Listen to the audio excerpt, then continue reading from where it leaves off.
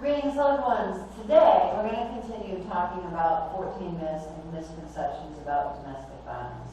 Help us get these messages out. Subscribe to our channel, Facebook, Instagram, Twitter. Hit the like button, the notification bell. Share these messages with others because you never know.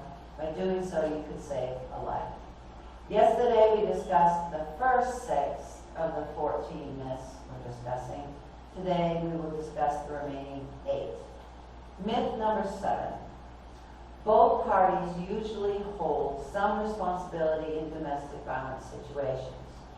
Some violent situations are cases of 2 equally violent parties getting into a physical fight, but that's rare. It's never okay for anyone to hit anyone. There's been a lot of research done on female violence, and what's been found is that while a woman may engage in slapping or hitting or spitting on somebody, the injury issues that come out of domestic violence are much higher when you have a male perpetrator. You see much more severe physical violence in those relationships than when a female is the aggressor. Anti-feminist groups also suggest that domestic violence is a mutual fight and that women routinely lie about being abused to get something like immigration status, child custody, or revenge. Yet there's no evidence that is true. If that's the first reaction, that women lie, it goes back to these historical notions that women provoke male violence. They make things up to get their way. They can't be trusted. They're shrewd. The domestic violence is an easy way to put the blame back on the victim, to minimize her claims and say she's not trustworthy. This is how women are. They make up claims like this to get an advantage. They're liars. And there's nothing a victim does. I'm going to repeat this again. There's nothing a victim does that can instigate violence. Abusers routinely tell their victims that something in the victim's behavior made the violence happen. She was nagging, she was rude, she just made him so angry.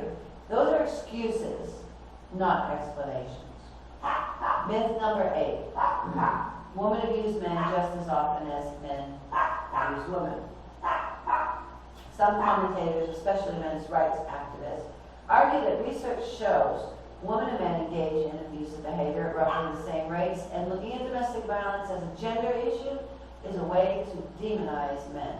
And some research, much of it disputed, does indicate that the women and men behave violently in their relationships at about equal rates. But that research often doesn't differentiate between types of violence or address patterns of violence or injuries sustained by violence.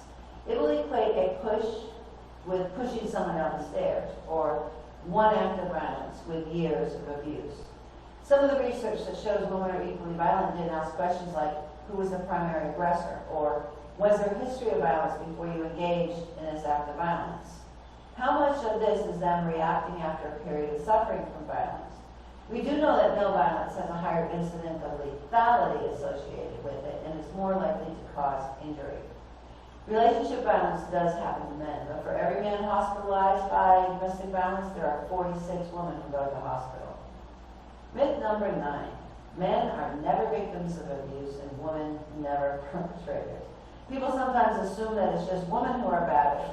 Mark Snickman is a partner at Freeland, Cooper, and Foreman, and says that the numbers are higher among women, but men experience it too. While men are less likely to be harmed by domestic violence, that doesn't mean they're never victims. Men do experience abuse from female and from male partners, and women do commit acts of violence against male and female partners. And men and LGBT people may even be less likely to report violence than women. Myth number 10. Domestic violence only happens to women who are poor or dependent or undereducated.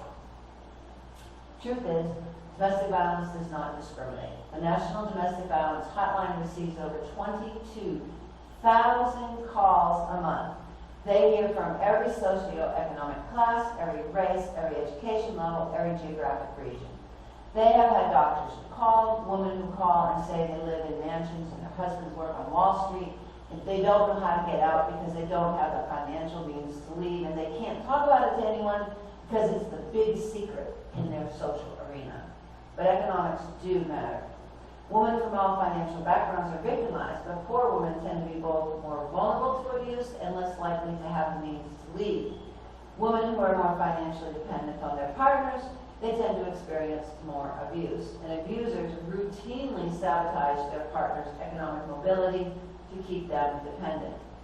Solving the problem of domestic violence requires targeted efforts to make sure that women are financially independent and that women have the ability to leave abusive relationships. Myth number 11, drugs and alcohol cause domestic violence. Drugs and alcohol use can be exacerbating factors for violent individuals, but they don't cause violence. Rather, they can lower the inhibitions of already violent people. There are plenty of people who use drugs and alcohol and don't act violently. Too often we blame violence on the substance itself and not on the abuser. And abusers themselves use drugs or alcohol as excuses for their violence, blame beer instead of their own behavior. In partner abuse situations, drugs and or alcohol certainly play a role, but they are not the root cause of the violence, Garcia Rojas says. Assuming so perpetrates the idea that partner abuse is caused by a single issue, when in fact, there are multiple factors that contribute to the dynamics of why a partner chooses to be either emotionally, physically, financially, and or psychologically abusive. Though it is very common that an abuser will use alcohol or drugs as an excuse for why they are abusive. While these problems overlap, they are independent of one another. But while there's no causal relationship between alcohol and domestic violence, people who abuse their partners are more likely to abuse substances, and instances of abuse involving alcohol may be more severe. And domestic violence victims are more likely than the general population to turn to drugs and alcohol as well, often as coping mechanisms. Myth number 12. People who commit intimate partner violence are violent in most of their relationships. While it is not unheard of that abusers can often demonstrate abusive behaviors outside of their intimate relationships, they also come off as the kindest, most generous people to others. It is for this reason that we should caution the use of the word monster when referring to abusers. When we use the word monster to describe an abuser, we not only pathologize the abusers, we also assume that domestic violence is a rare occurrence. Myth number 13. You can rescue a friend from domestic violence. It's easy to want to be a savior, but you can't save another person. You can support them. You can be a resource for them. And what we tell friends and family is don't give up on them. Her going back is typical, so we want friends and family to continue to offer support and be non-judgmental. That's where she will cut people off when the judgment is coming her way. You want to create a place where she can be honest and feel safe. We tell family and friends, call a hotline. It's our second highest caller type, says Rojas. And we walk people through what they can say and what you can tell her about how to stay safe. A lot of friends and family think, if I just talk to him, it'll stop. That's a very dangerous situation. It can have repercussions for her. You have to be smart about how you support a friend until she's ready to leave the relationship.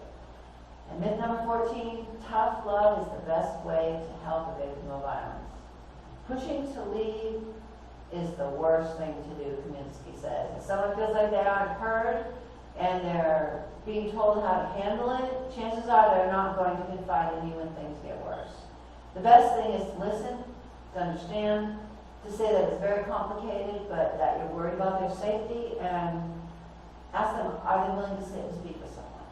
Then offer resources, including the National Domestic Violence Hotline. It's not easy to watch a friend or family member get hurt, but part of how abusers work is by destroying the victim's self-esteem and isolating her from the people who care about her. So she thinks she's worthless and then feels judged and marginalized by the people who care, driving her closer and closer and closer to her abuser, making it even harder for her to leave. Best thing you can do is to give her the tools to help herself and be there for her and love her even when it's hard, showing her that real, unconditional love without violence is possible. With 1 in 3 women experiencing domestic violence worldwide and 15 million children witnessing the violence each year, the question is not if you will encounter a victim of violence. The question before God is, what will you do when you do encounter them? You could be the person who saves a life. You're called. We're all called to be champions for justice. And those who suffer violence, they need to know that those who love them and those who don't even know them will step out and reach out to them to give them the help and the courage they need to leave before it's too late. Help us get these messages out. Subscribe to our channel, follow us on Facebook, Instagram, and Twitter, hit the like button, the notification bell, and share these messages with everyone you can think of, because you never know, just by doing so, you could save a life. If you're a victim of violence, please listen to me. Watch these other videos. Don't listen to the lies that you're being told. You need to know the truth. And the truth is that you are valued. You are loved. You are intelligent. You are beautiful. God does not want you to suffer violence. He wants you to live free from violence and peace and tranquility. There is a way out. It's not your fault. And abuse is not love. If you're a victim of violence, reach out to someone today. If you find yourself in a dangerous situation, dial 911 for help. And if you know of a child suffering violence, tell the authorities. Tomorrow we're going to talk about 10 patterns of verbal abuse. Until then, God bless you.